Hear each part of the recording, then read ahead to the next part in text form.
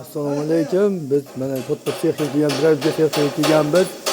Mana drablikani pichoq tayyorlash jarayonidamiz. Sizlarga ko'rsatib o'tamiz. Assalomu alaykum. Alaykum assalom. Yaxshimisiz? Ha, rahmat. Charchamay. Tuzdingmisiz ishlar bilan? Rahmat. Ha, bizga pichoq tayyorlash jarayonini qanday tayyorlanishi, nimadan tayyorlanishini ko'rsatib bersiz. Endi bizim pichog'imiz listdan tayyorlanadi. Oltili listdan, qalin listdan. Mahaviydan tayyorlanmaydi. Nima uchun mahaviy qo'ymaysizlar? Mahaviy qo'ysak, mahaviyda o'zi og'ir.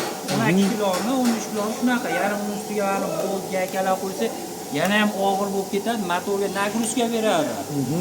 Motor xizmat qilish muddatini kamroq qiladi. Endi pachinnilarni urib qo'yishi mumkin. O'sha hisobiga biz yangilik qilib bunaqa narsalardan tayyorladik.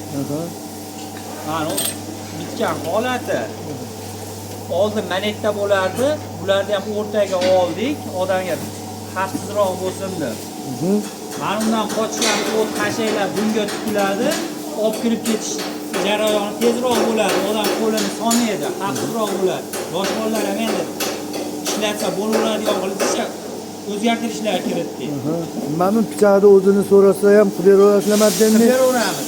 Tayyor. Pichoqlarimiz bor. Ha, addenni. Addenimiz bor, qilib beraveramiz. Xohlaganicha. Narxlarni o'rdan kelishaverasizlar. Narxlarni kelishamiz. Yana nimalar bor? Ha, bu yerda ishlaydigan apparatlar bor. Ularga ham xuddi shunaqa qilib listga tayyorlab beramiz. O'sha kattaroq fermalari bo'lsa, mol-qo'ylar ko'proq bo'lsa, istayotganga zakaz asosida tayyorlab beryapmiz. Hozir ham zakazga tayyorlayapmiz. Ajrabilkalar mana kimga kerak bo'lsa, kelib shu nomerlarga murojaat qilaverasizlar.